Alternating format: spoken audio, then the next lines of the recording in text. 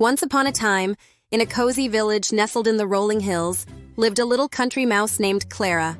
She strolled through the green fields and danced along the wild flowers, always humming a cheerful tune. Clara's cousin, the sleek and sophisticated town mouse named Marco, lived in a bustling city filled with towering buildings, shiny cars, and the dazzling lights of a busy nightlife. One sunny day, Clara received an invitation from Marco to visit him in his fabulous town. Excited, Clara packed her little bag and set off on an adventure. As she arrived in the city, her eyes grew wide with wonder, and she couldn't believe how different everything looked compared to her quiet home. Marco greeted her with a warm smile, and they whisked off to a fancy restaurant where Marco ordered a grand feast. There were all sorts of delicious foods like rich cheeses, Italian pasta, and exotic desserts that made Clara's tummy rumble with excitement.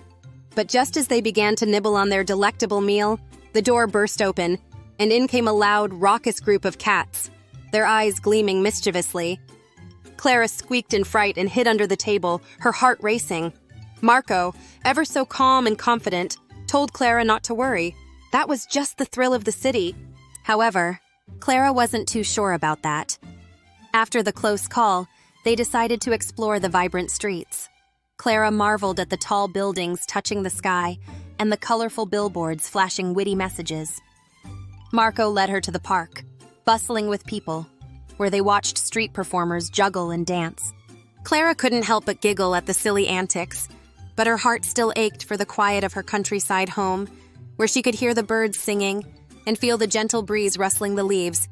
Finally, Marco suggested a visit to his luxurious apartment. Clara gazed in awe at the magnificent views from the balcony, but when Marco showed her the fancy furniture, she felt a little out of place. All the glitz and glamour seemed overwhelming, and she missed her cozy little burrow where everything was comfortable and familiar. After a whirlwind of excitement, Clara realized how tired she was. "Marco," she started hesitantly, "it's all so wonderful, but I feel quite sleepy and a bit scared with all the noise." Marco nodded, understanding her feelings. "Why don't you come stay longer?" And he offered, "I'll show you all the best spots." Clara thought about it and decided that while the city had its charm, it wasn't really her style.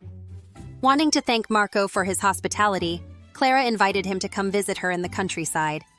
He agreed, curious to see what life was like in her quiet corner of the world. The following week, Marco hopped on a little train and set off for Clara's home. When he arrived, he was instantly charmed by the gentle, rolling hills and the sweet scent of blooming flowers. Clara greeted him with a delightful picnic spread beneath a grand old oak tree. She had prepared homemade treats called corn cakes, and they feasted on berries freshly picked from her garden. Marco's eyes lit up as he took his first bite, declaring it the best food he had ever tasted. They played games in the fields, chasing butterflies and lying back on the grass, watching clouds float by. The peace and tranquility was a refreshing change for Marco, who was used to the hustle and bustle of the city. He realized he could hear the chirping of birds and the soft rustle of the wind, a symphony of nature he had missed. That night, they set up a cozy little campfire under the stars. Marco shared stories of his life in the city, and Clara described the magic of the countryside. They both laughed and learned so much about each other's worlds. As they gazed into the twinkling sky, they understood that each of their homes was special. The next morning, as the golden sun peeked through the trees, Marco felt a tug inside. He knew he had a wonderful time, but he also missed the buzz of the city. Clara, too, was happy to have her cousin come, but she felt relieved when he headed back, knowing he was in a place he loved. They hugged tightly, promising to visit each other again.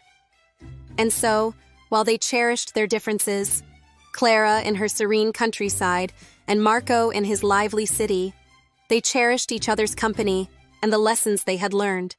Life was a journey, full of new experiences, and they were grateful for the adventure they shared.